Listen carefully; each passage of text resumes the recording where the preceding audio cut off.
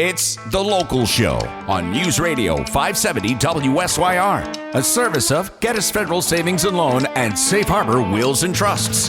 The Local Show, featuring conversations with business owners, employees, and local business leaders about their successes, challenges, and reasons for doing business right here in Central New York. The Local Show is locally produced by Zoey Advertising. Now, your hosts, Tom and Steve. Welcome in, ladies and gentlemen, to the 2023 summer edition of The Local Show.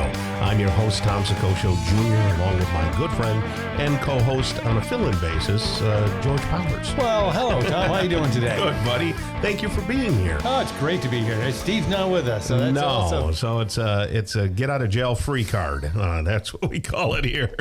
We're going to have conversations about local business for those people who are just tuning in. And if you've tuned in before, you know we talk to the business owners, CEOs, CFOs, entrepreneurs, nonprofits, business advocates, and other business-friendly organizations. We learn how they got into business, why they do business right here in Syracuse, New York, and where their businesses might be going in the future. You're going to hear all about their successes, their challenges, opportunities, marketing, and advertising. We're broadcasting from the Zoey Advertising Studios, sponsored by Safe Harbor Wills and Trusts and Geddes Federal Savings and Loan. Are we in the dog days of summer yet? Or I think that starts in August. It's in August. It feels like it now, though. So there we go. And smoky and everything else. Everything else. So here we go. Beginning of August, and we're ready to rock and roll. So how's your business going? You're not busy during the summer, are you? Oh, we are. We're busy really? all the time. Okay. Yeah, we do a lot of monthly accounting work for a lot of folks. So that keeps us pretty darn busy. So. Powers Accounting, gpowers.com, right? That's correct. All right. Yeah, I think this year for the DJ company, we screwed up last year. We didn't pay quarterly. That's problematic. Yeah, we were squirreling away money, and then of course we spent that money. Yes, of course. That's what happens. You put it separate aside and then you spend it. But you got to do it quarterly, right? All right. Well, anyway, we're going to talk with Bud Laura coming up here first. We've got a whole bevy of great, people for you to talk with. Bevy, that's George. a good word. Yeah, sure. Sev Ganella will be up. He's the director of operations at Clean All in Syracuse. And then Douglas Whitehouse is a board VP of the Skinny Atlas Fest. Have you heard of that before? I had not until I saw the list here and I had to go look it up. All right. There you go. Bob Molta, he's an interesting fella. He's the owner of Slot Car Central. And then Paul Messina is the owner of A Pizza Regionale. Think you might bring samples? Yes, I think so. You're lucky, man. And then Donna Shane, along with Stan Shane, they're the owners of Syracuse Dog Fence. Paul Zobel is owner of Medicare Paul. He'll stop by. And then Jason Impson, I think that's how you say that. He's the president of One Team Facility Service. He'll be on the show today as well. Right now we say a hearty, healthy good morning to Bud Laura. How are you there, Bud? Good. Thank you, guys. Good morning, Bud. Great to have you here. Yes, early. Yes, nice and early. We like to do that, even though we don't know what planet we're on.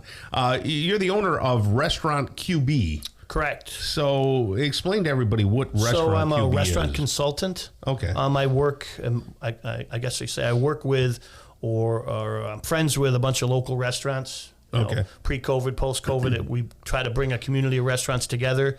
I kind of stand as their advocate to try to help them save money by using their buying power together so we can get local suppliers to honor a price as if they were individual chain restaurants. I see. If you think about it, Liverpool has one McDonald's or one Burger King or one Applebee's, but there's 40 independent restaurants. The 40 independents together have more buying power than the one chain, but they don't have the ability to use that buying power because they're so busy running their restaurants. Right. So that's kind of what I do. And then during COVID, it kind of helped them because, a lot of them didn't know each other. It's amazing to me that some restaurant owners didn't know other restaurant owners. I know them all, and now we've kind of built a community around them helping each other. There's some texting going and emails, and they're working with each other and doing collaborative things. It's pretty cool. Now, are you like that British guy who's really mean? No, not at all. It depends on the restaurant owner. There's some restaurant owners locally who are independent guys who are maybe a little more selfish about their business and just about business first. Then there's people, I think you said you have Paulie Messina on and David Hoyne at Kitty Hoynes, and there's people in town that are willing to make everybody successful, not just their own successful. So those are the people we work with. Now, do people buy into a membership to get? Nope, into doesn't local cost them anything. My wife doesn't like that. She thinks that we have restaurant owners call and ask for help or consolation, it's a pretty simple model. Is I go out and negotiate a local craft soda company. That local craft soda company can save an independent restaurant money if they use the service of that local craft soda company built into the sell price, which is less than their street pricing. For the restaurant is an admin fee for me. Okay. So I get paid pro forma from the local supplier, and it saves the restaurant money, so it doesn't cost the restaurant owner any money. And I just became that kind of restaurant quarterback, restaurant whisperer. I kind of know the gitches, and we've done pretty well. We got 160 to 180 local restaurants that are participating. Wow, so, that's great. Yeah.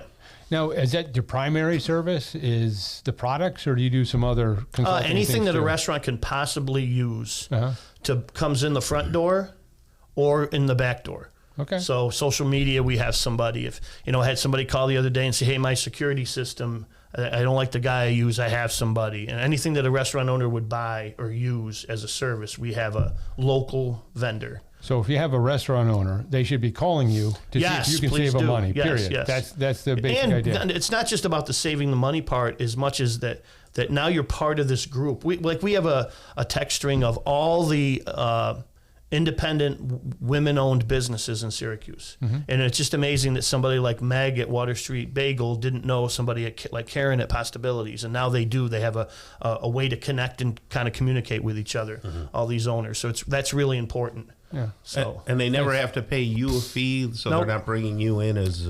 No, they're not paying me. It's kind of depressing. I see other people that call themselves a consultant that come in and charge tens of thousands Buku of dollars. bucks, yes. And my wife gets mad about that because I guess I would consider myself more knowledgeable or smarter than them. But I'm pretty lucky. I'm old. So I did pretty well in life. We did pretty well, and this is just it's I wouldn't say it's a hobby because it's full time, but it's I'm just an advocate for independence. Right, yeah. It's not like you're trying to bilk people. No. If I was 30, maybe I'd be grinding harder than at Right. 60. But I know it's hard to believe I'm 60, but... No, it's not. Yeah. You were Perfect. That's a good one. No, Tom. Thanks. I'm 59. It's, we're all I'm the the same. baby. right? I'm 58. I'm Yeah, not 59. 58. Yes. Yes, you'll learn so much in the next 2 years. So, yes. So. It's nuts. All right. So do you help them with their taxes at all, or do you? I have a tax recommend person that helps them. I use Johnston Tax Service. No offense to George, Right. but Alan and There's a lot Eric of are good good people friends of out mine out there, there. yeah. They do a lot of one-offs, individuals and businesses and stuff. So it's just a referral thing. Are there special, and this goes to George, is it a special type of tax thing that you have to have for restaurants? I mean, you have a special type of knowledge. There is a special kind of knowledge you need because there are some credits and things like that if a person doesn't know where those credits are, it can cost that restaurant owner a lot of money. So you have to have It's been really general bad. knowledge. During COVID, people took advantage. The big guys out there that did payroll and stuff, there was money available. Lots of money. And when they reached out to restaurant owners, they took a huge percentage. Like 25%. 25 ADP and paychecks. No offense to the people I know that work there. That's their business. Right, but they were taking 25 to 40% sometimes of people's money. Huge and number. we're talking, they're getting $50,000. They're taking $12,000 out of their pocket. And some of those refunds they got were not quite kosher per se Correct, as correct. well. So we did some of those too, but it's a different level. So with the restaurants during this in COVID, there was Just the desperate. restaurant revitalization, the Desperate. PPP, the idea, a lot of stuff that they could take advantage of if they knew. If they knew about it. Correct. Well, that's great. So, if you are in the restaurant business, definitely get a hold of Bud Laura. And he's the owner of Restaurant QB. And he doesn't talk like the British guy. He doesn't say you're a loser or anything like throw that. things at you either. No, not lately. Not lately. So That's great. And you are a wealth of knowledge. We do appreciate it. RestaurantQB.net. RestaurantQB. Right? Yeah, RestaurantQB.net. .net. Okay. Well, thank you, Bud. We Thanks, really Tom. Thanks, appreciate George. it. Yeah, Nice nice to finally meet you. Have a great rest of the day. Coming up next, we're going to talk with Sev Ganella. He's the Director of Operations at Clean All in Syracuse. We'll have a nice conversation with him right here on the local show on 570 WSYR. Welcome back to The Local Show, a service of Gettys Federal Savings and Loan and Safe Harbor Wills and Trusts. The Local Show, featuring conversations with business owners, employees, and local business leaders about their successes, challenges, and reasons for doing business right here in Central New York. The Local Show, locally produced by Zoey Advertising. Now, here are your hosts, Tom and Steve. Back into it and back at it again. You've got The Local Show with Tom and Steve usually, but Steve is taking one of his 30 vacation days. And I want his job. I want his job. I want to take all those vacation days too. Good golly. He's camping this time, isn't he? Yeah, I think so. Yeah, camping or parole. I don't know. I know. Yeah, that could be. It could be parole. I think it's raining on him too. Maybe nice. the last time he does that. That's awesome. Well, anyway, I'm here with George Powers, who's filling in for Steve Roberts, and we're just having a grand old time broadcasting from the Zoey Advertising Studio, sponsored by Safe Harbor Wills and Trusts and Gettys Federal Savings and Loan. We're also on YouTube. You can check out the YouTube channel. That's always fun. You can pull if you want to see what George looks like. Don't look there. Come on, that'll turn business away. For Good sure. looking guy. You know, I should have got like a really. Can we say hot young lady? I don't know if that's. I'm not sure that's politically correct anymore, Tom. And right, you know, the days of Vanna White it's gone, right? Yeah, well, she's still working. Is she really? Forget how many millions she makes. No kidding. Oh, she makes huge millions. Oh, I didn't know just that. to turn letters. That's wonderful. Well, Gettys Federal Savings and Loan, folks, has been a proponent of the show for a long time. They are a local. Now they're not considered a bank, right? Federal Credit Union, different rules. It's a different stuff. And I don't have to sing their ditty, do I? No, you don't have to do because that would be problematic. No. But people can go to the website, gettysfederal.com. Not only can you get mortgages there, and they were saying that they've changed some of the requirements for a first-time home buyer.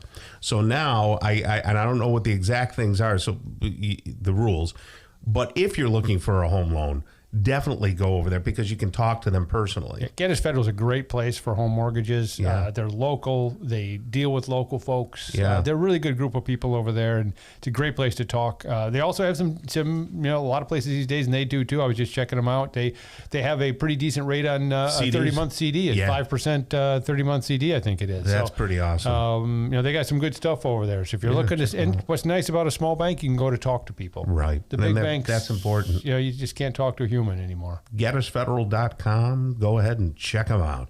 Right now, we're going to check out Sev Ganella. He's the owner of Clean All in Syracuse. How are you doing, Sev? Not too bad. Thanks for having me, guys. Good morning, Sev. You clean it all? We clean almost everything having to do with pools, that is. Oh, pools. And snow. We do Okay. clean snow. Oh, yeah. That's pretty nice. Yeah. You clean snow or shovel snow? We shovel snow. We push snow. Okay. We do things with snow. Very nice. So every time I see you, you look like you're in better shape, and we're all around the same age. This is like the the old fart stick. Yeah, this is like old fart radio for you people out there. But you're in good shape. What have you been doing to be in shape? Well, I have for the past few months been on a little bit of a diet eating program, but the more important thing I did was last week I spent 8 days on the Erie Canal on a bicycle. Is that a song? 8 days on the Erie Canal. I actually mounted a mule to my helmet called Sal. Oh, really? I was with a small group of 700 other bicyclists. 700? Small group. Right, small group. Good golly. What'd you guys do? It's Parks and Trails New York. It's a program. It's been going on for 25 years. Okay. And you ride the Erie Canal from Buffalo to Albany. Average 42 to 62 miles a day. They meet you at every stop with your camping gear, and they set up breakfast. And along the way, you're stopping at all these small towns that welcome you with people dressed in the era, come to our town, visit our museums. No kidding. Hot dogs and hamburgers. It's just really, So really you good. had to drive to Buffalo first? Yeah, my wife drove me to Buffalo. Okay. And then you get on a bike. Any requirements on the bike? Like, can you have a 10-speed, a mountain bike, or what kind of bike do you Anything use? you want. They have e-bikes out there. Anything you want. Oh, e-bikes. Now, there you go. I like that. That's got a motor on it. That's it. Just push it along. It was absolutely incredible. And there was ways if you lived in Albany to get a shuttle to Buffalo, shuttle your bike back. The average age of the bicyclist was 63 years old. Good golly. So you rode 40 to 60 miles a day. Yep. How's your butt? If you plan right and you get the right equipment, you got to get the right good. seat. Gloves. The biggest thing I have, I can still feel a little bit of tingling in my hands. Okay. You got to keep shifting your hands. Because Other than that, it was fantastic. Really, a way to see the Erie Canal was very enjoyable. So now here's the big question, because anybody who listens to this show knows I don't like big bridges. Did you have to bike over any big bridges? Not big ones. Okay, small good. ones. Just little ones. Towns. Okay. Yep, in little towns. Okay, Nothing that's great. fine. I can do that. You can do little ones, just not big It's ones. just those big suspension bridges, So like going to Thousand Islands? Yeah. Okay, that's what I was saying. Now, I did that. At one point, I had a Mustang GT convertible, right? So we were coming back from Canada, and I had my father-in-law in the car, my brother-in-law, and a couple other people. Anyway, they were in the back seat and everything. And I went over it with my top down. Yeah. And we were stuck right on the middle in traffic. Oh, great. And the thing was shaking. Oh, my goodness. I have anxiety right now thinking about it. You're getting hot and sweaty now. So I've done it. It's just not something I enjoy doing. Yes. And I don't. Yeah, you should just close your eyes when you're going for the bridge. Yeah, that's right. I've done the New York State 5 Boroughs bike tour 4 times, and there you're going over all the bridges in New York. In New York? No, forget it. Oh, wow. Okay. Great trip. Over the Hudson, right? Yep. Yeah. So the don't do that the one, GW, Tom. all of them. And that was so exciting. Do they because stop the traffic on those when you do it? 60,000 bikers. And completely stop the traffic as it goes through all I was going to say, because, man, I've driven through those, and I wouldn't want to put a bike on It's it. another incredible trip. I might have been able to do that if I was like in the middle of the pack and I wasn't like on the fringes of the bridge. Everybody else takes up the collision. Right. Well, God bless you. So that's great. Well, you look like you're in shape, and I mean, God bless you, man. So what do you do over there at Clean All? You have a couple of different things that you're into, pools being the main thing, right? We do everything there is to do with swimming pools commercially and residentially, except we do not build pools. Right. New liners, filtration systems, plaster work, tile work, covers, anything, all new automation, salt systems. We do it all, but we just don't build pools. How about general consulting? Could somebody have you like be the pool guy for them all season long? Yeah, we have programs out there, water management programs at some of the facilities where we bring everything in you want on the menu. We consult. We do CPO training. I'm a CPO trainer. What's CPO? Certified pool operators. Okay. Every commercial pool has to have a CPO on staff. So we do that training. We include systems that put automation on the wall, include the chemicals, include health inspections, all these different things and programs like that. Interesting. All right. I got a question for you, Sev. It's always been rumored out there that there's a chemical they can put in pools that if you pee in the pool, it turns color. Is that true or is that a story? He must not listen to her because they asked me. But that's okay. Forget it. So it is not true, unfortunately. Okay. But don't let the little kids hear that. That's right. We need. You need to scare them away with that one. Absolutely. Are there enough chemicals in a pool that take care of that bacteria in case little kids do that? Yep. That's the. You got to maintain that level of parts per million in the chlorine, whatever kind of chlorine you use. That keeps it healthy, along with a few other things. Healthy water means for longevity of the equipment and healthy people. And you've been in this kind of business for a long time, right? Your grandparents were making chemicals? My great-grandmother started selling bleach, Lashiva, Lashiva, as you know, yes. Yeah. door to door on the north side, Woodruff Ave, in the garage. I remember as a kid working with my grandfather at 8 years old, a big tank truck would pull up back behind the house. No kidding. Drop off 1,000 gallons of chlorine. Liquid chlorine for pools makes household bleach. It's a third chlorine, 2/3 water. And we would deliver, my great-grandmother and grandfather delivered bleach door to door on the north side. Remember when that was the main cleaning agent? Everything was bleach back when we were kids. Yeah. Put a little bleach on it. You get a cut on your arm, and mother would spray some bleach on there. That'll clear it up. My grandfather used to say, you got a little infection, gargle with some bleach. Oh, my goodness. Oh, And gosh. I have done it many times, No and kidding. it works really well. And look at you're healthy. I'm You're not a alive. doctor, It so seems to be don't- painful as heck, but Right. Disclaimer, we're not doctors. Well, thank you so much. Sev Ganella right there. Check him out at cleanallcny.com. Cleanallcny.com. He's the owner of Clean All in Syracuse. Thank you so much for being here, Sev. thanks for hey, having me Sev, again. thanks for coming. Having a great rest of the day. We're going to talk with Douglas Whitehouse next. He's on the he's a board VP, so he's on the board over there at the Skinny Atlas Fest. So we'll talk Skinny Atlas and everything that's going on there. Next on The Local Show on 570 WSYR. Welcome back to The Local Show, a service of Gettys Federal Savings and Loan and Safe Harbor Wills and Trusts. The Local Show, featuring conversations with business owners, employees, and local business leaders about their successes, challenges, and reasons for doing business right here in Central New York. The Local Show, locally produced by Zoey Advertising. Now, here are your hosts, Tom and Steve. Welcome back, ladies and gentlemen. You found it, the last bastion of great talk radio right here on There we go. 570. As long as they didn't lose us permanently, right? Right, exactly. I'm sitting here with my friend George Powers, who owns Powers Accounting. He's filling in for Steve, who is out there doing whatever it is that Steve does. You never right? know. Hopefully he's having Vacations. fun. Yeah, so let's hope he's He might be fishing. enjoying himself a little bit. Now, Lord knows I enjoy myself because it's like a free pass to... Hey. You know, I don't have that Steve asking me crazy questions in between things. Not breathing down your neck. That's right.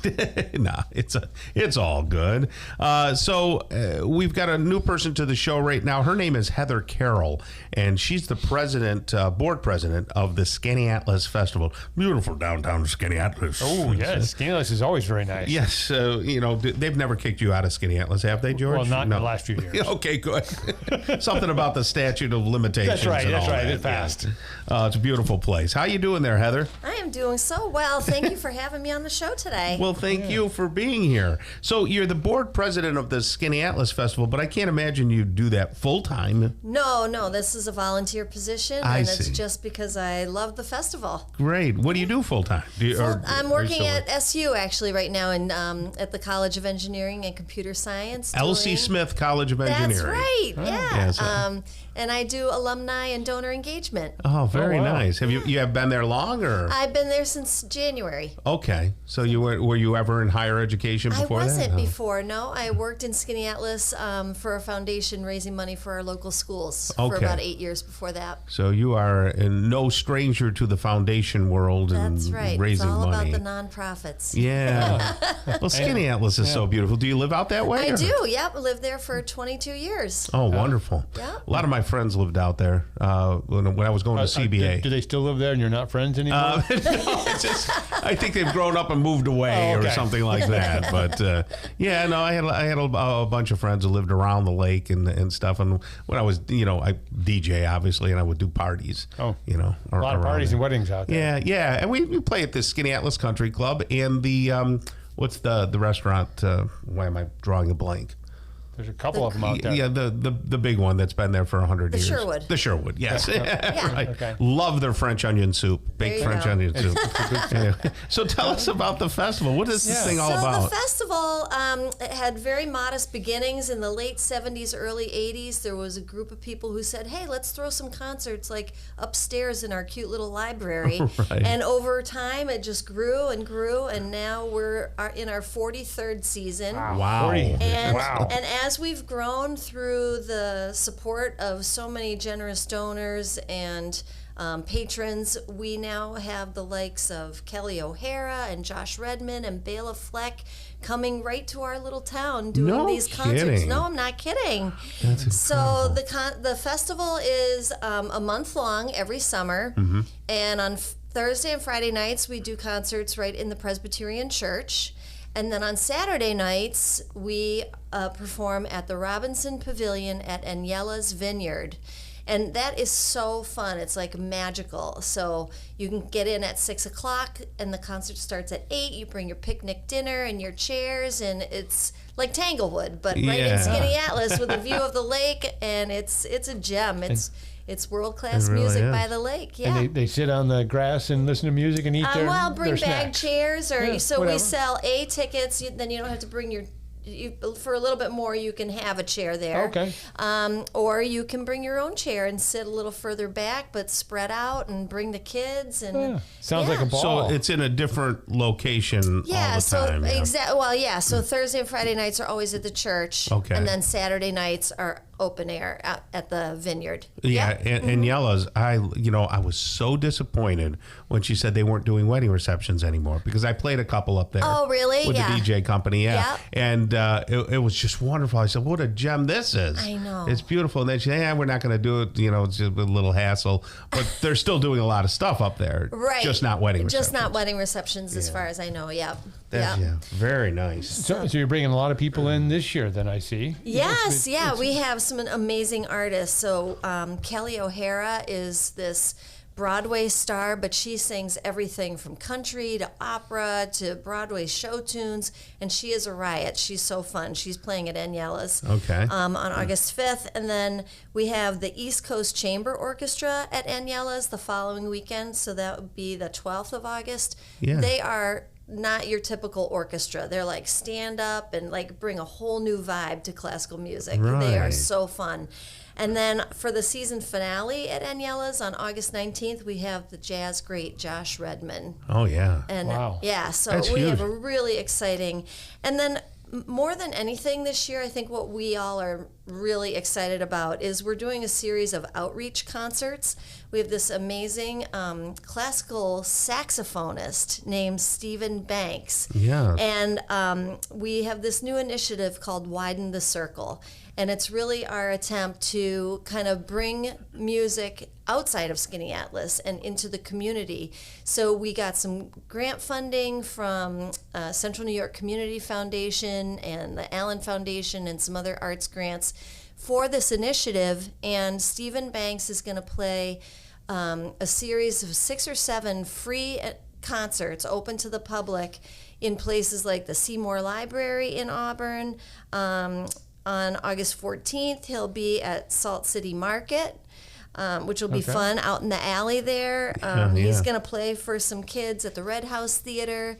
He's going to go play for some patients at the Cancer Center. Right. Yeah, so that is something that Phenomenal. we're really, really excited about this year, to bring the festival to the community. So if people want to see where that's happening, where do they go to look? So I would direct everybody to our website, which is scanfest.org, and it's a great website too, and all the information is there. So it's skanfest.org. Very good. Awesome. Josh Redman, I remember when I was at FM 88, which was my first radio gig when I was going to SU, right? Uh-huh. So 110 years ago.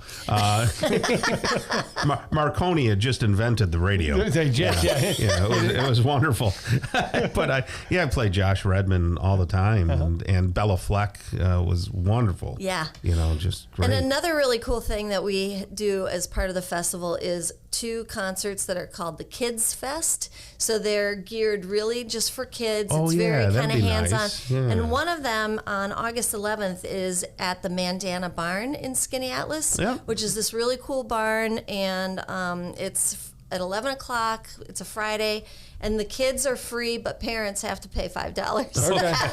Okay. Parents are $5 to keep the kids. Yeah, and it's such a cool, like, interactive way. I mean, grandparents and parents, if you want to share with your little kids your love of classical music, bring them out. It's just very relaxed, and it's a very cool environment. I should have asked too.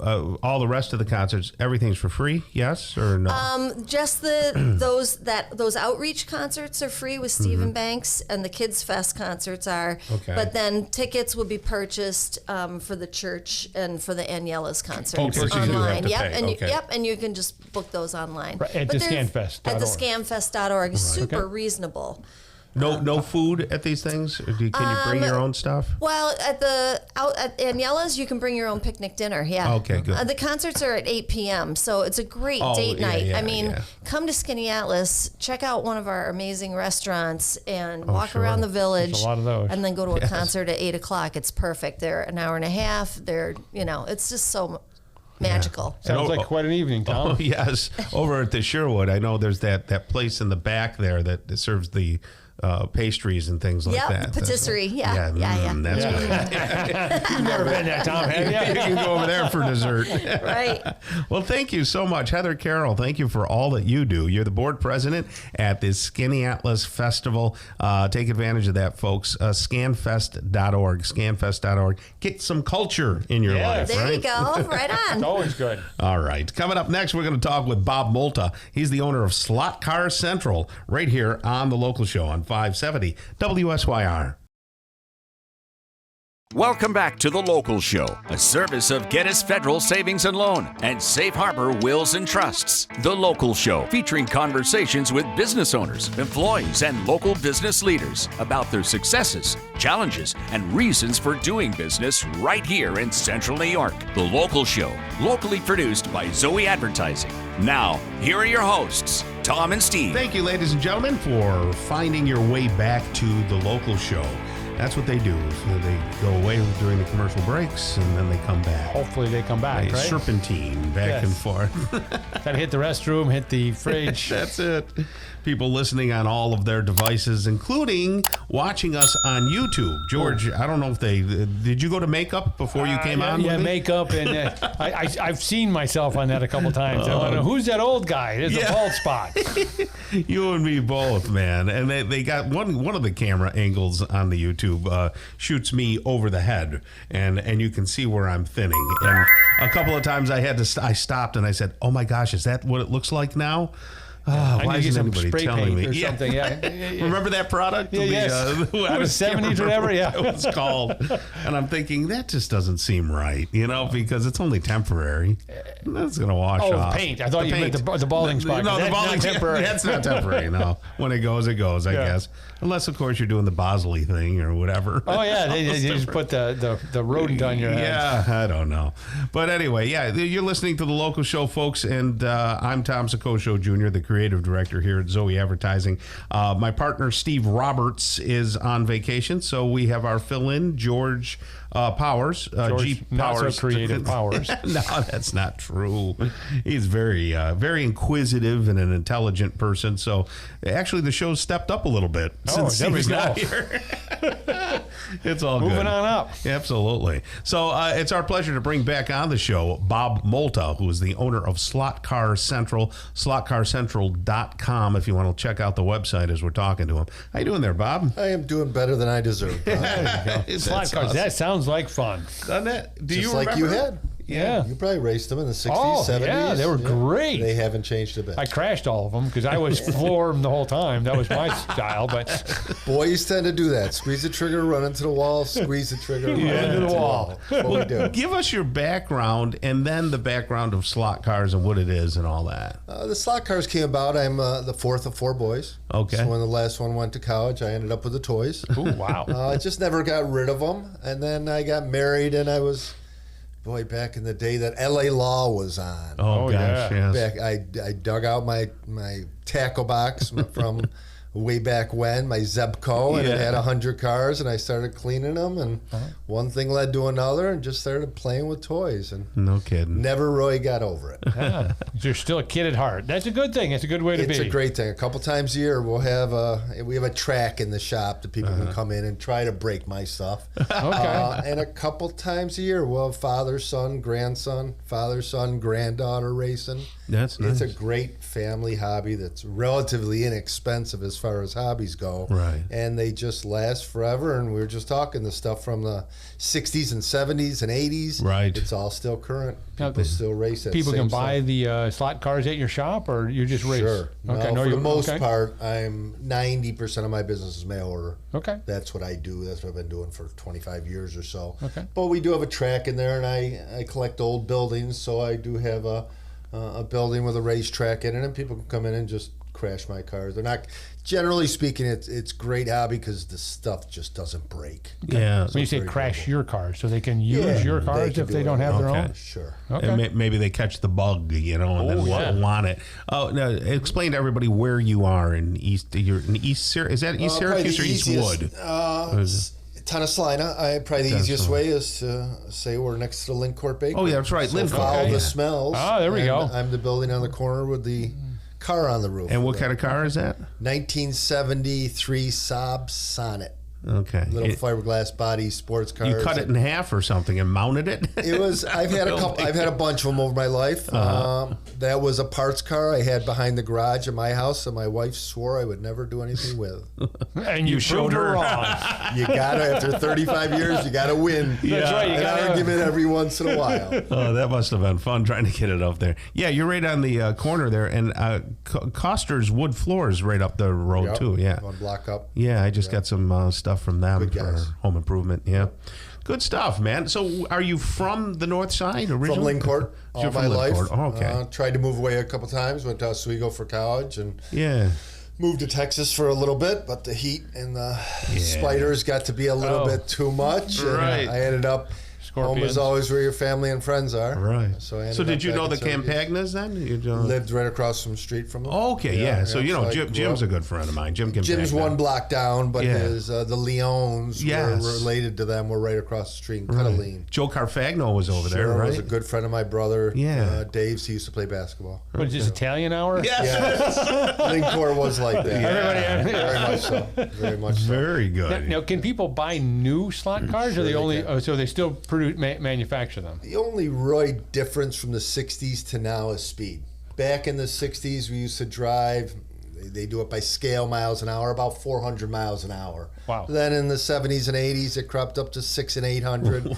Now they're doing 2,000 miles an hour. No Gracious. kidding. So they're You can cars crash that, them fast that way. if your track is short, you got to move your eyes because by the time you move your head, it's already past you. So it's really just a matter of what people like. The older stuff has a lot more control. It's what we call a driver's car. Okay. You got to be able to know how to feather the controller to Right. get around the corners.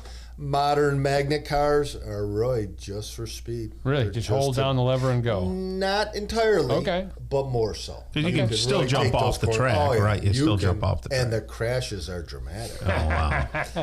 Same size? Same HO scale as what I do. There's a Okay. place up in Salve that does the 124th, the large scale, about the size of a model from back in Okay. the day. Those are the very large tracks Okay. that they used to have. I used to go to the Miniature Grand Prix in Westvale Plaza. That Okay. was my hangout when I used to. Yeah. So how big is your track that you have?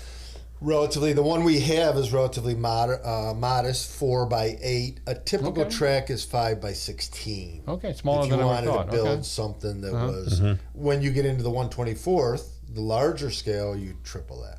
Okay. Gotcha.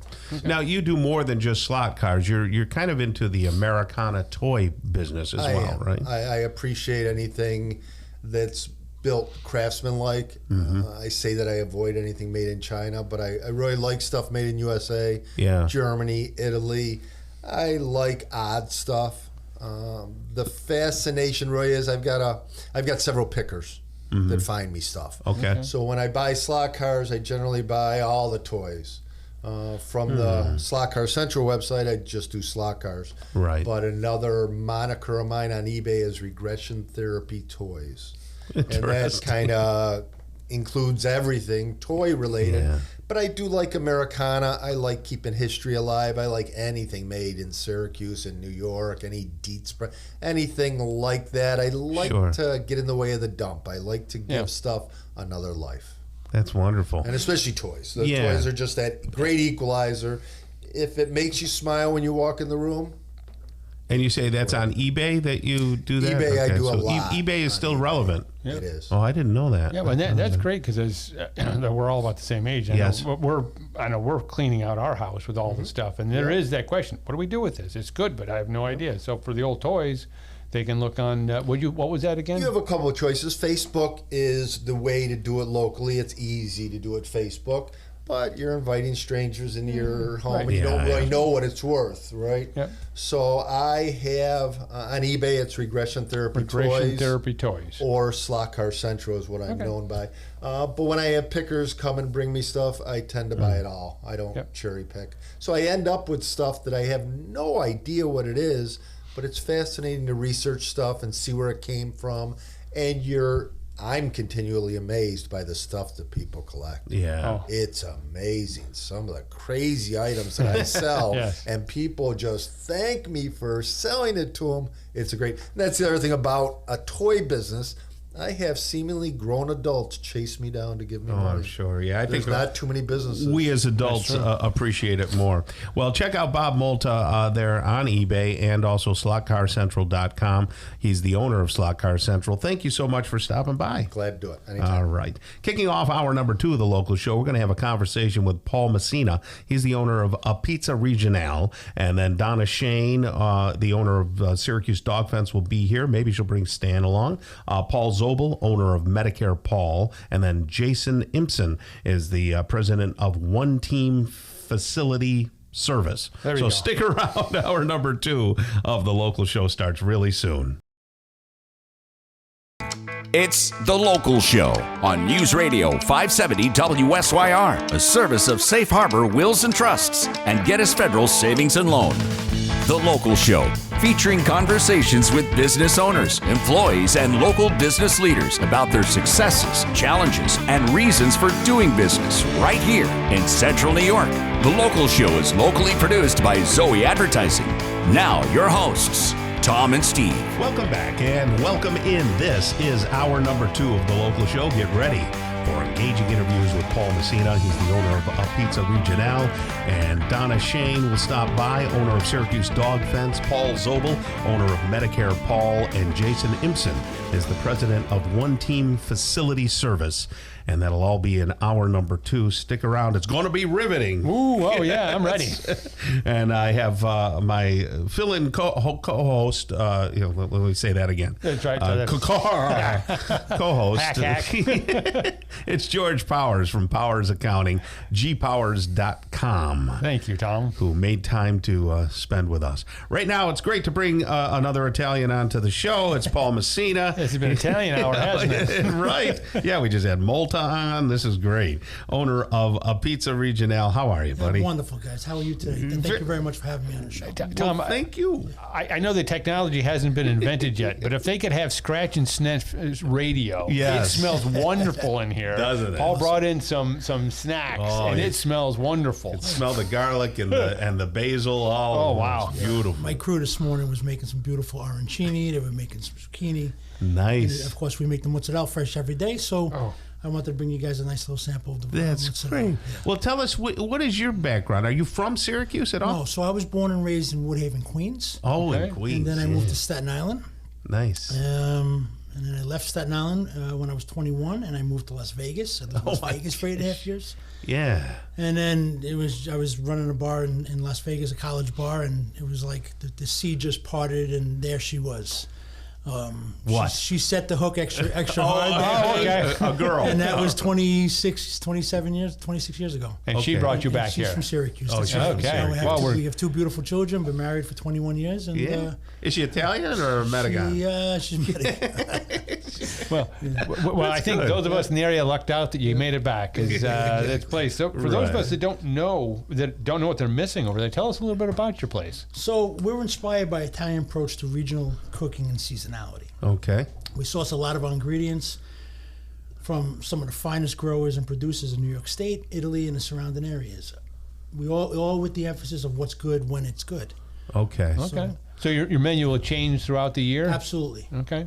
Yeah, so That's great. You're sourcing stuff. You're not just, when you say you make the mozzarella, Yes. what do you mean? Will you churn it back there, or what are you doing? So it's a process. Making Yeah. mozzarella is a process. You got to start with whole cheese curd, which we buy the cheese curd from a local creamery. Okay. Right in Carlin, New York. 2 Kids Creamery. Barry is a wonderful guy. Yeah. We source all our curd from them, and then we bring the curd in and we stretch it every day. And then that's the process of making mozzarella. You have to bring it up to a certain temperature.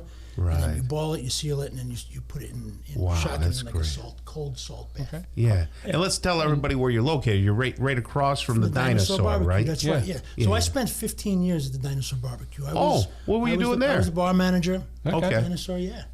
That's and nice. I was in the front room one day and just putting my requisitions or my daily catering invoices in the computer.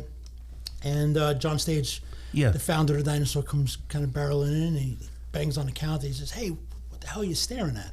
And I says, "John, the building on the just right across the street. The old gas just station. Went Yeah. on the market this morning. A guy literally put the sign right on the front door. He says, "Oh yeah, what does it do you?"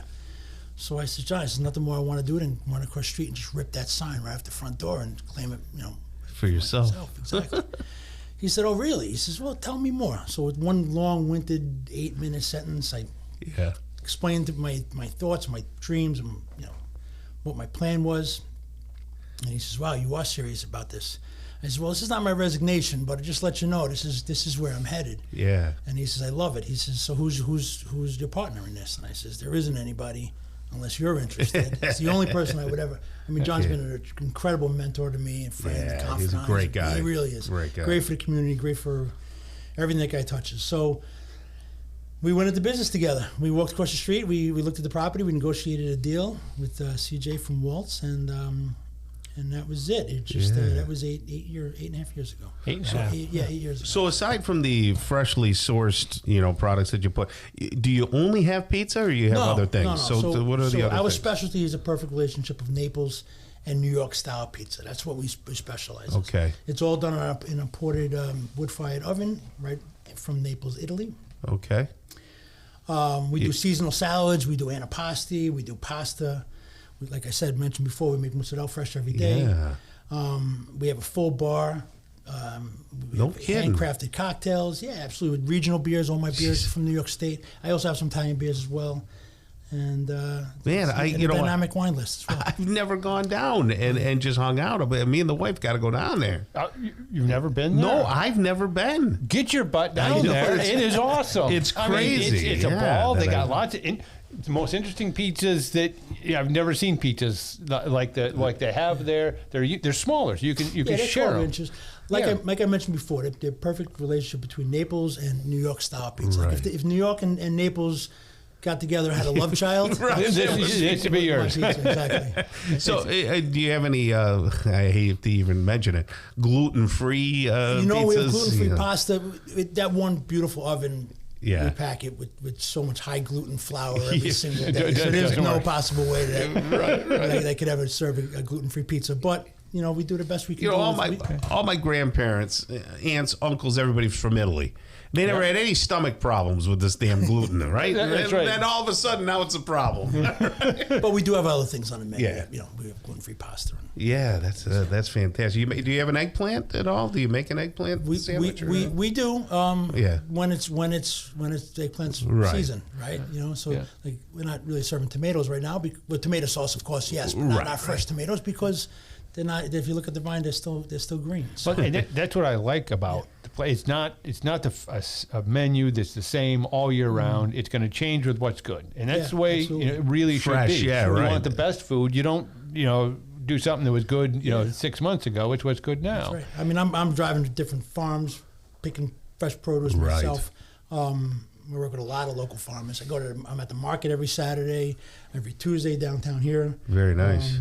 You spend a lot of time sourcing your food. I do, absolutely. It's important to me. What do you bring from Italy that you can only get from Italy? So we only get from Italy. So prosciutto di Parma we bring from Italy. Oh yeah, the prosciutto. A lot of our cheeses we use grana padano almost on everything that we do. Okay. So I go through. We buy a whole wheels of grana and I crack a wheel. In fact, we did one this morning. Probably about once a week. Do you have anything shipped up from downstate, from New York City? Absolutely. We do a soppressata from Astoria, Queens. It's called Alps. Okay. Yeah. And it's one of the best soppressata. There's a lot of transplants here in Syracuse from Queens. One of my good friends, Jim Bernadone, is from Queens as well. And I always know when Jim calls me because he'll say, "Hey, I want to get with ya." With ya. Oh yeah, that's Jim. Okay. He still hasn't lost the accent a little bit. I don't think you ever do. I've been out of the city 30 years, right? And Right. say you can take the kid out of the city, but you never take the city out of the kid. That's right. So, You still got family down there? I do. Yeah, my brother lives down there. My aunts and uncles. Yeah. And, They come up and so they do. They do once in a while. Yeah. It's nice. It's nice to. Yeah, because it's not too far away. That's great. I didn't know we had such a gem. So you've obviously been there. Yeah, go there periodically. If you ever want, their meatball pizza is really fun and really good to have. Yeah, it's nice one. Yeah. How's your takeout business? We do okay. It's really. You really want people to come in? Yeah, I mean, bring that pizza out of that beautiful oven onto that beautiful plate to to your table. That's the way that pizza. Take your wife out on a date. Right. They're little tables usually, and nice little pizzas, and just you can get some good beer or wine, and Yeah, I nice love little that. pizza. And it's really they're nice. They're a little different than other pizzas you're gonna get anyplace else, but they're fun. I'm going to they're have to good. make that a definite point to go. Yeah. I didn't know I had somebody so Italian right here. There you go. What This do you is know? fantastic. And we all do it. We do it with a deep commitment to hospitality. I mean, my staff is first and foremost incredible. I mean, That's they're just wonderful. amazing people. You know, Yeah. the majority of them have been with me since day one. Excellent. Wow, that's So awesome. it's pretty cool. I mean, getting through what we just got through with COVID, Yeah. I'm really honored and proud and humbled as well just to say that they're really my. Well, thank you for being in town. Paul Messina right there. He's the owner of A Pizza Regional. And you can see them online at apizzaregional.com. So check that out. Thank you, my friend. Absolutely. Thank you. Nice meeting Thank you. you. Yeah. Ci vediamo. All right. Stan Shane's coming up next. Well, or Donna. We don't know. One or two. Yeah, we wait till they get in the lobby first. Owner of Syracuse Dog Fence right here on The Local Show on 570 WSYR. Welcome back to The Local Show, a service of Safe Harbor Wills and Trusts and Geddes Federal Savings and Loan. The Local Show, featuring conversations with business owners, employees, and local business leaders about their successes, challenges, and reasons for doing business right here in Central New York. The Local Show, locally produced by Zoey Advertising. Now, here are your hosts, Tom and Steve. Back into it and back at it. If you're here, that means we are too. That's great. Yeah. Unless you're hearing us in your sleep, and then you're in trouble. On this glorious sunny day. Yes. if you're hearing it in your sleep, then you got bigger issues. Anyway, it's Tom and George. Steve is on vacation for the 130th time this year, and I hope I he's want having Steve's life. Yeah. I want his life too. fun. He's probably barefoot skiing because, of course, his feet are as large as water skis. That's right. So he can do that kind of stuff. It's our pleasure to bring back on a perennial favorite here on the show. It's Donna Shane. She is one of the owners of Syracuse Dog Fence, SyracuseDogFence.com. Thanks for having us here. We are great. Thank you. Enjoying the summer weather. Yes, all good stuff. Yep. And so Donna and Stan were nice enough to finally, I pulled the plug and said, let's do the dog fence for our two dogs. And we have Mikey the Beagle, for those of you who keep up with the show.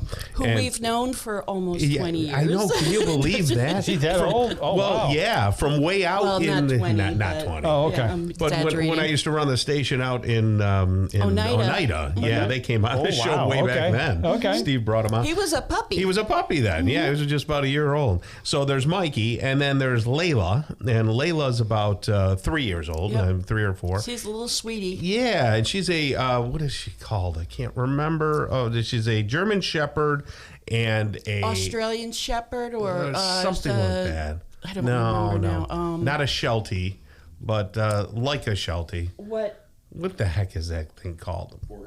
Border Collie. Thank you. Oh, Border Collie, Stand okay. from in the back. That's wonderful. In the back of the room. And she's kind of springy. So we didn't know how they were going to react to this whole pet containment system, but it has been wonderful and a wonderful experience. And I don't have any leads in the backyard now getting tangled, and I don't have to, bend over and unclick them and then click them on and then worry about where they're going to go and all that. So let's talk about what the pet containment system is and what you guys have done over this past 23 years now. Okay. Well, basically what it is, it's a system that allows us to condition the dogs to respect their boundaries. Yes. Using Pavlov's theory of association, the dogs experience a sound and the shock. Yes. I know if Steve was here, he would say don't use that word, but Well, yes, there it's is a tingle. static. There is a tingle. There's a static correction, Yes. but in the beginning, it's a very, very low static correction that would feel like your hand is falling asleep.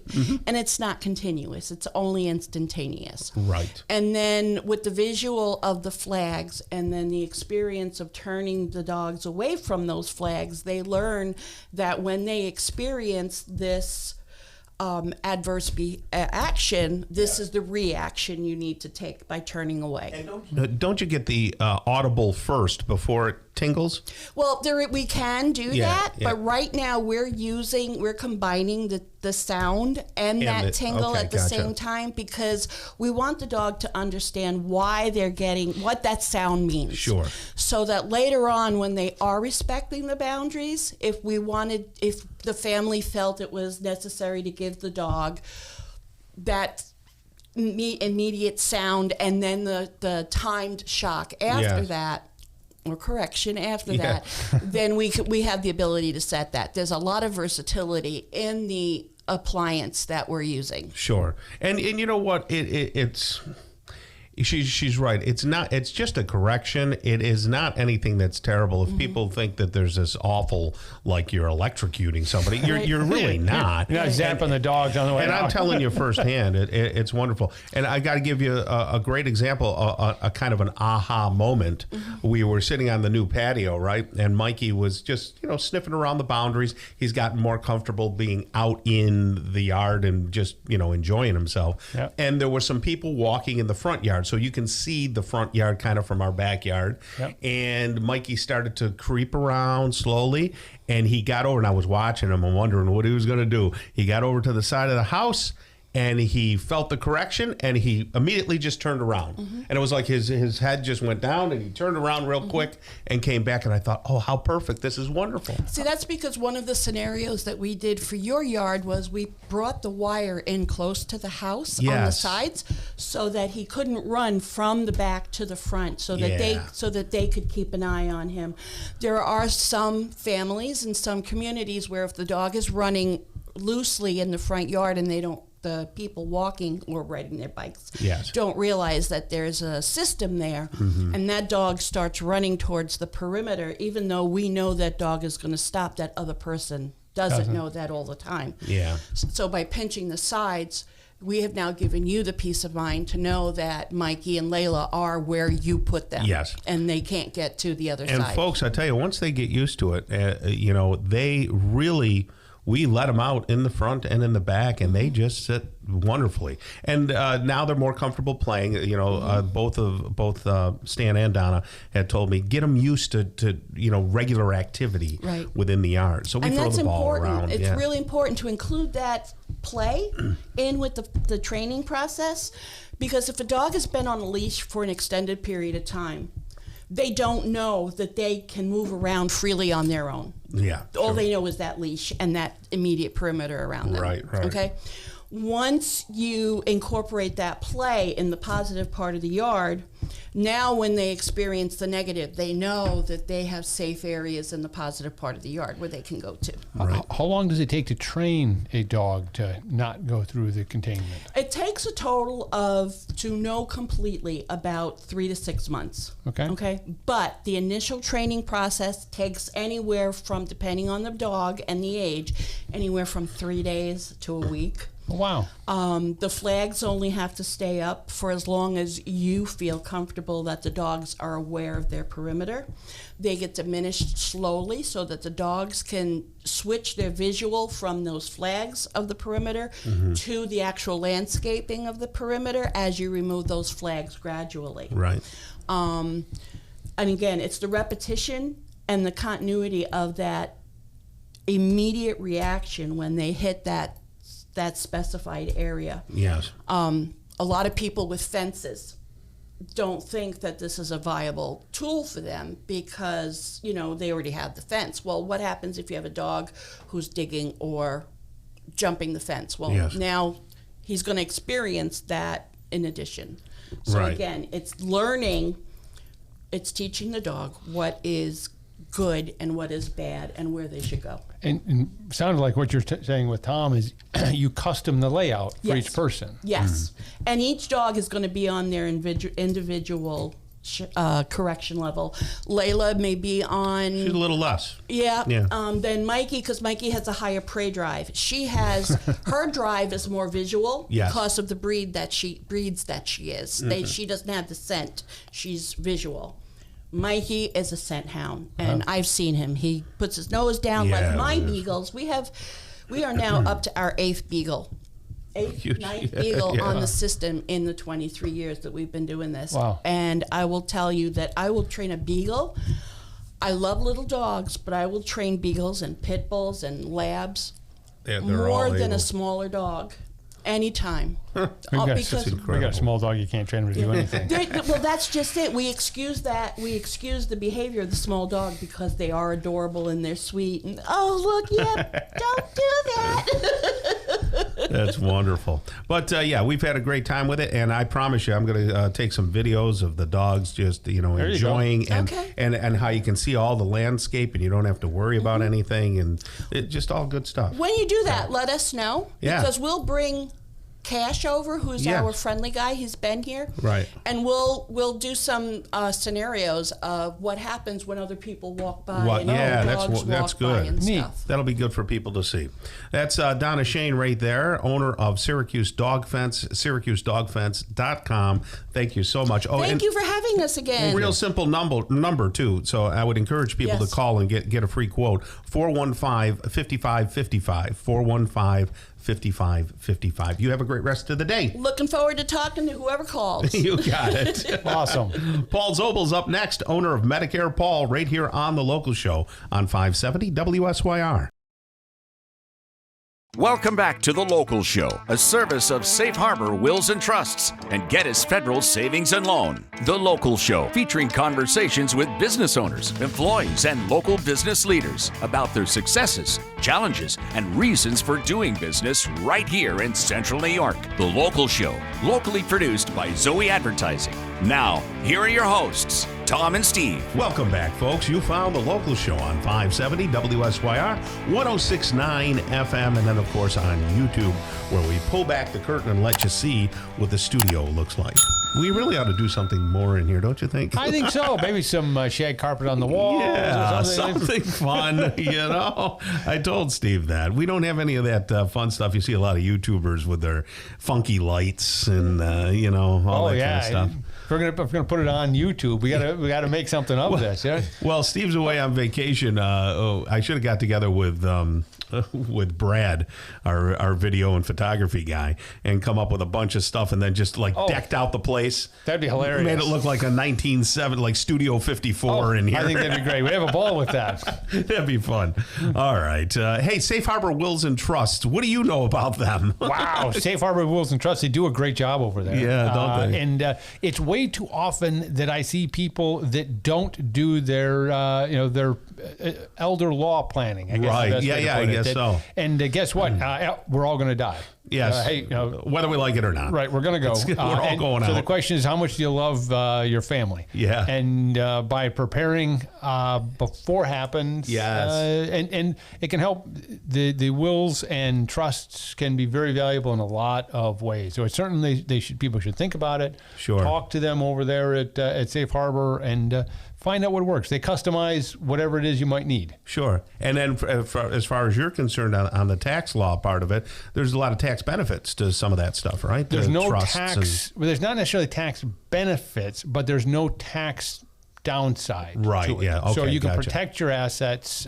You can avoid probate in many instances. You can protect your assets depending on what you're trying to accomplish. There's different kinds of trusts. Right. Sure. But it's usually not a negative with the taxes. That's very good. So that's Safe Harbor Wills and Trusts.com. Safe Harbor Wills and Trusts.com. Check them out today. It's our pleasure to bring back on the show Paul Zobel. He's the owner of Medicare Paul. How are you doing there? I'm doing great. How are you? Very good, my friend. Very good. So George is not acquainted with you. So for George and some of the listening audience that may not have heard you the first couple times, what do you do? Yeah, well, I have an office in Syracuse, and I help people with Medicare. Just as you mentioned, everybody's going to pass away. Just about everybody at some point is going to need Medicare, and it's one of those things that virtually everybody's going to need and nobody really understands. Yeah. So what we do is take people by the hand and really just kind of walk them through the process. Explain, why are they getting all this mail? Why are they getting all these phone calls? What is Medicare Part A? What is Medicare Part B? When do you have to sign up? How do you sign up? And then once they are signed up, if it's appropriate for them, almost everybody's going to need something with their Medicare. And there are all kinds of plans that have no cost whatsoever. Some even pay you. And then there are plans that cost money. And what we do is we explain what the differences are, and then help the person figure out which direction they want to go. And once they know which direction they want to go, we represent virtually all of the plans and help them to figure out what's going to be the best one for that particular year, and then work with them every year after that. So we're available. Do people have to pay you directly? I mean, is it come out of their pocket? Yeah, there's never any cost whatsoever for our help. So if somebody takes the time to figure out everything on their own, they haven't saved anything, or if they call me and allow me to help them figure it out, there's no cost. I get paid by the insurance companies. So when somebody chooses a particular plan, whatever plan that is, that plan will pay me. Gotcha. Okay. And you all the different you help them choose the plans. Correct. I know we get calls sometimes of people that are about that age, and they want to know, what do I do? And I don't know. We do taxes and accounting. It's like, that's a different world. Don't ask me the Medicare stuff. So they can call you. Absolutely. And you walk them through that, because that can be kind of confusing with the different styles and what for whom and all that. And then you got Jimmy J.J. Walker going, Dynamite, and it's like... He's selling that stuff. He's selling, yeah, and it's like, it's open enrollment. Come on over here. And I'm like, what are you talking about? I have no idea. And what's the relevance of, Jimmy J.J.? And I believe there's a couple of other people that are... Joe Namath, yes, okay. yeah. Joe Namath was doing it, and it's like, dude, what are you even talking about? I have no idea. And it's when they're 65 is when it kicks in, and you have to start doing this. Yeah, well, for most people will become eligible for Medicare when they're 65, but some people before 65 if there's a disability or something. Also, some people are working past 65, and one of the things that a lot of people are confused about is, if I'm still going to be working, should I just remain on my health insurance at work, or should I go on to Medicare? And we ask them some specific questions to help them figure it out. Like, do you need your work insurance for a younger family member? Is your work insurance costing you money? Do you have deductibles and co-payments? And depending on how they answer those questions, it may or may not be better for them to go on Medicare, whether they're going to be working or not working. And sometimes you don't get a choice.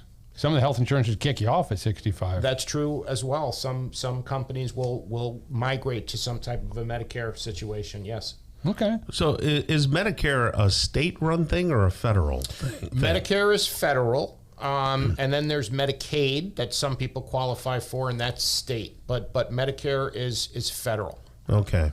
And I guess by the time you collect it, typically you have your dependents out of the house. So it would just be like you and your wife.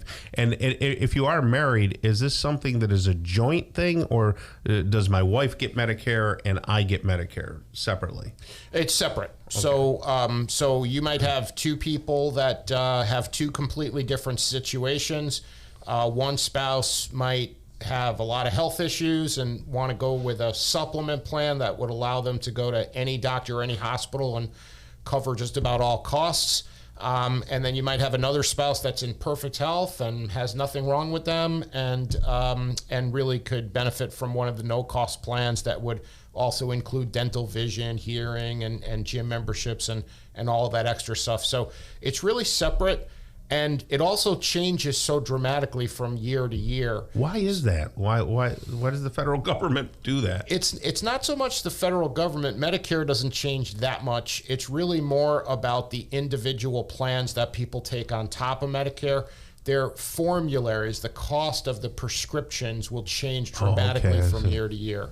So it's important to really check it on an annual basis, and that's part of what we do as well. Now, you're just talking about open enrollment. Should they wait till open enrollment to call you, or can they call you at other times to do discussion? Yeah, I mean, again, you were talking about Jimmy Walker and Joe Namath. I mean, I can virtually promise you're not going to get them on the phone. You're not going to get Joe Namath. So we're local. We're available. I'm available all year. I give out my cell phone, and if anybody ever has a question, honestly, whether they can benefit from a plan for me or whether they're on a state plan and they're never going to need my help, we're happy to help. So they can, before open enrollment, they can talk to you, come up with a plan of what they want to do, and then you sign them up in open enrollment. Would that be a typical thing, or? A lot of times that's typical. There might be some situations where we can actually sign them up if it's appropriate for them before open enrollment. It really depends on their situation. But if anybody has any type of questions or any type of pain points or anything that's not working well, we definitely welcome, being called and seeing if we can help. And do you have a whole team? I do. Yeah. We have 17 people throughout New York State. I have 2 additional people here in the greater Syracuse area that work out of our office on North Salina Street.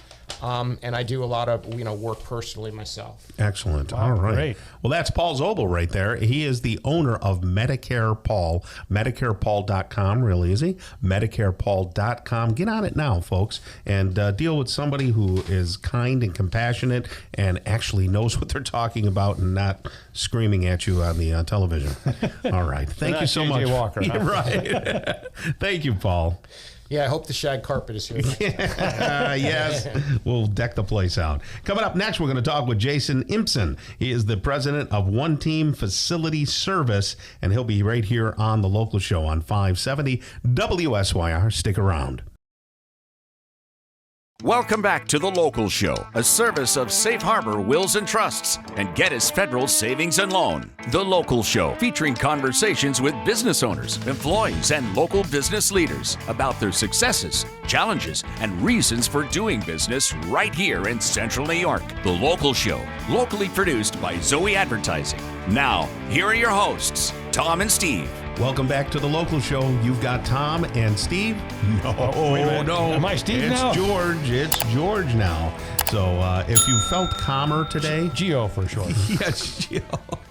And you felt calmer today, and you thought, boy, they don't sound as goofy as they usually do. It's because George is here to even me out. That's nice. And If make I'm it not nice. called as goofy, that's a good thing. Yes, nobody's as goofy. There's on the scale of goofy being 100%. That would be Steve. Okay, and you're floating at about a 10%. Okay, which is good. A little goofy is good. Yeah, the little goofy Not is too good. much. You can't take things too seriously. Anyway, we've been having some fun here talking to a lot of local businesses. That's what we do on the local show. And of course, you can see it all on YouTube. I get served up these little segments of YouTube. Did I tell you about my refrigerator? No. What about your refrigerator? You're probably thinking, well, what does your refrigerator have to do with YouTube? I know. I was kind of curious about that. We let our son, who's 16, help us pick out the new refrigerator in the remodel. So he picked the most expensive one. Of and course. it's a Samsung with a 32-inch screen built into it. I've seen those. Yes. That's seriously cool. It is so cool. So I was like, no, we're not going to get that. And the wife didn't want it. But we ended up getting it. And it is fun because it's got everything that a big tablet would have, but it's built in, including cameras on the inside of the refrigerator. So you can hit one button and it'll show you everything on the inside. Make a food list, tell you when the expiration dates are. Really? And identify things. Scary. Now, sometimes it identifies it wrong. Like it got tomatoes and it said it was like a steak or something. And I'm like, well, that A really doesn't big seem right. strawberry. Yeah, or a really big strawberry. But it really is cool and all that. But I can watch YouTube from there. And I can listen. Yeah, from the refrigerator. And I can hit the button and I can get iHeartRadio on the refrigerator. Oh, that's seriously So cool. I listen to the show and watch the show on Wow. there. Well, you're having a cup of coffee, which is pretty cool. Yeah, I got it all. Short walk to the refrigerator to get a snack, right? Talk about privilege. I'll tell you what, I got the world swinging. I got the world on a string. Anyway, let's talk to Jason Impson right now. He's the president of One Team Facility Service, new to the show, but I guess you've heard the show before. Have heard the show before, yes. And you still came in. That's wacky. But that's good. Jason, what is your background? Where are you from? I grew up between Cicero and North Syracuse, graduated from CNS. Oh, you did, huh? What year did you graduate? 96. 96. Okay. Let's see. My kids are a little younger. Yeah, a little younger, so that's too bad. But anyway, yeah, we're just down the road. We're over in the Pastures, if you know where the Pastures is on South Bay Road. Yep. Yeah, so we've been up that way 30 years now. Well, that place is like a college, CNS. I take my son's 16. He's still over at the high school. It's been a long time since I've been there. Yeah, right. You haven't been the whole area has grown up a lot. So you're from Syracuse. You're from the area, from Cicero. And what is this business of yours? One team? I don't get it. What do you guys do? Yeah, what do you do? So facility services. We can handle any janitorial custodial needs, cleaning. We also have a project side to our business where we're involved in carpet cleaning, windows, doors, things like that. We also get into like post-construction cleaning, so we're working with a lot of general contractors, on site, things like that. And it's keeping us running 100 miles an hour. We're a relatively new company, but we saw a need in the industry, and so we decided to. How long have you been doing it? 2019, the company was formed, October 2019. Yeah. Well, that's great. Just before COVID. Yep. So then COVID came, and did you find yourself busy during COVID? Yeah. So it actually started. I was in manufacturing for a good while, in food manufacturing specifically. We had a need in the plant that I was managing, and my partner, who's obviously not with us today, is started the company with some assistance from myself. In 2019, obviously COVID hit. The plant where we were working was deemed necessary, so able to keep functioning. So we were able to keep functioning as well. Post-COVID, coming out of that, that's when I decided to come on, full-time earlier this year, really doing some part-time stuff, before that, but full-time early this year, and hit the ground running, and we're growing, and sometimes getting a little busier than you feel like you can handle, which is a good problem. That's a good problem. Yep. So, what they say, Tom, I don't know if you've ever heard that businesses that start up in the difficult times like COVID, actually many times more successful in the long run. I would imagine. Yep. You start off how many folks are working with you over there? Right now we're about 15 employees. Wow. Yep. That's awesome. A great candidate for payroll made simple over here. That's and George is a big tax guy, right? You've probably heard George Powers. Yep. So go to gpowers.com and check him out. There, you got a client. Can't cue that one up any better. That's right. That's an easy shot softball there. Now, so basically you clean. Would it be fair to say you clean anything? That would be very fair. Very fair to say we'll clean anything. We'll look at anything. Getting into we saw the need in the industry, and there's some struggles. We go into meetings with potential clients and hear the same complaints over and over and over and over again. Almost it's almost. Like what? What do they complain about for cleaning? The service they have. Currently. Where gotcha. It's just little communication. Employees that aren't always doing the work, right, that kind of thing, pretending like they're vacuuming and they're not, exactly, or not doing it, or just not doing it hiding all in the mop closet on the cell phone, that type of thing, right? And so we saw the need and started to question, why is that? And my passion, myself, and I know Mark, my partner, is the people. Yes. So we didn't go into the industry. We saw a need in the industry, and we saw opportunity to bring some people along with us. And so we're very passionate about the development of our staff. Right. And looking at the industry, as I started doing research, that oftentimes is a lot of the problem is the staffing is left to themselves. Very little training, very little communication.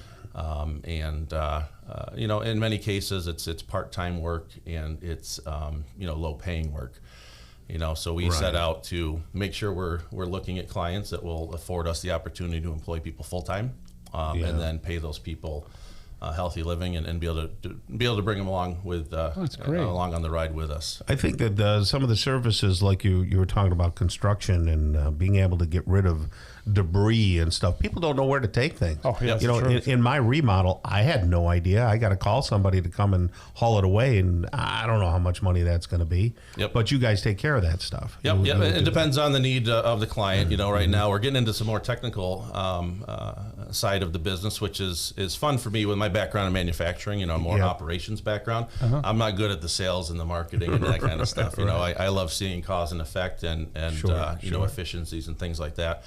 And we've been very successful as of late, getting in on some of these projects, and being able to provide not just a service, but being able to provide a service that is is far reaching into their efficiencies and things like that. If you think about a construction site and you have tradesmen that are there and paid well to do the trades that they're experienced at, if we can come in and remove that task from their daily need, then they can be more efficient in what they're doing. And so it's been a great success for us, and it's helping us grow, and it's exciting. A win-win. Yeah. Well, and I imagine it's general construction debris, not like plutonium or anything like that. We haven't gotten into any plutonium yet. Okay. You're not glowing yet.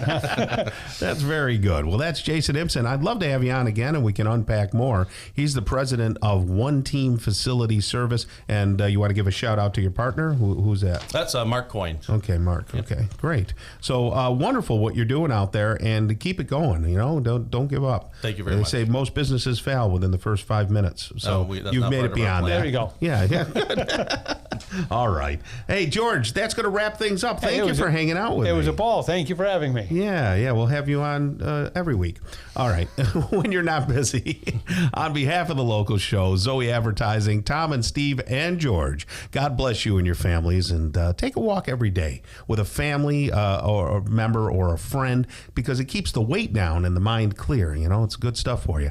The local show is heard every Saturday morning from 11 to 1, and then again on Sunday morning from 7 to 9. Listen together with a friend. Until next week, get down to business and keep doing business locally. Tell your friends about the local show right here on 570 WSYR 106.9 FM, the iHeartRadio app, and on YouTube at Zoey Advertising 3809.